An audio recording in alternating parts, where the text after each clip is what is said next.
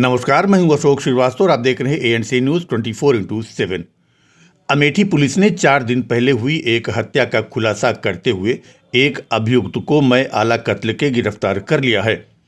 जिस व्यक्ति की हत्या हुई थी वो रात में अपने खेत पर फसल की रखवाली करने गया था और गांव के ही एक व्यक्ति द्वारा चुनावी रंजिश और दी गई धमकी के कारण हत्या की गई थी।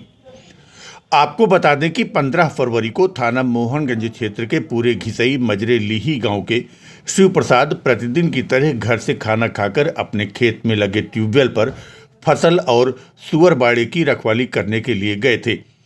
तभी रात्र में अचानक अज्ञात व्यक्ति द्वारा शिव प्रसाद के सिर पर गंभीर चोट पहुंचाकर उसकी हत्या कर दी गई थी। हत्या की सूचना मिलने पर पुलिस मौके पर पहुंची थी और शव को कब्जे में लेकर पीएम के लिए भेज जांच पड़ताल शुरू की थी। सूचना मिलते ही एसपी अमेठी सरवड़न टीवी अन्य अधिकारियों के साथ स्थानीय पुलिस और स्वाट टीम को घटना का खुलासा करने का निर्देश जारी किया था। इसके बाद पुलिस एक्टिव हुई और मौके की गहनता से जांच की तो वहां से उसे एक लोहे की सरिया, एक कुल्हाड़ी और एक पर्स मिला। पर्स मिलते ही पूरा ही मामला आईने की तरह साफ साफ नजर आने लगा। पर्स के आधार पर पुलिस कातिल तक पहुंच गई। दरअसल वो पर्स उसी थाने में तैनात एक चौकीदार महेश प्रसाद का निकला। उसके बाद पुलिस ने चौकीदार को हिरासत में लेकर पूछताछ की तो उसने शिव प्रसाद की हत्या करना स्वीकार कर लिया। पुलिस की पूछताछ के बाद मामला जो खुलकर आया, अब उसे सुनिए। पुलिस की पूछताछ में चौकीदार महेश प्रसाद ने बताया कि ग्राम पंचायत चुनाव के दौरान शिव प्रसाद ने उसे धमकी दिया था और विपक्षी की मदद की थी। तब से वो शिव प्रसाद को सबक सिखाने के लिए जोड़ तोड़ करता रहा है। 14 फरवरी की रात में उसकी ड्यूटी थाने पर लगी थी। महेश ने बताया कि ड्यूटी के दौरान रात 12 बजे थाने के पीछे के रास्ते से अपनी बाइक लेकर निकला और सीधे शिव प्रसाद की ट्यूबवेल पर पहुंच गया जहां वो सो रहा था। उसने लोहे की सरिया से मृतक के सिर पर वार किया। वार करते ही मृतक ने उसे पकड़ लिया और उसकी दाहिनी उंगली से दांत को काट लिया था, जिससे सरिया उसके हाथ से गिर पड़ी। तभी उसकी निगाह ट्यूबवेल वाले मड़ाहे में रखे कुल्हाड़ी और हंसिया पर पड़ी तो उसने दौड़कर उसे पकड़ा और शिव प्रसाद के सिर पर ताबड़तोड़ वार कर दिया, जिससे उसकी मौत हो गई। घटना कारित करने के बाद वो बाइक लेकर नहर की पटरी पर पहुंचा और अपने जूते व कपड़े नहर में फेंककर दूसरा कपड़ा पहनकर उसी पीछे के रास्ते से थाने के अंदर आ गया था। थाने के अंदर आने के बाद वो एकदम सामान्य ढंग से था, जैसे कुछ हुआ ही ना हो।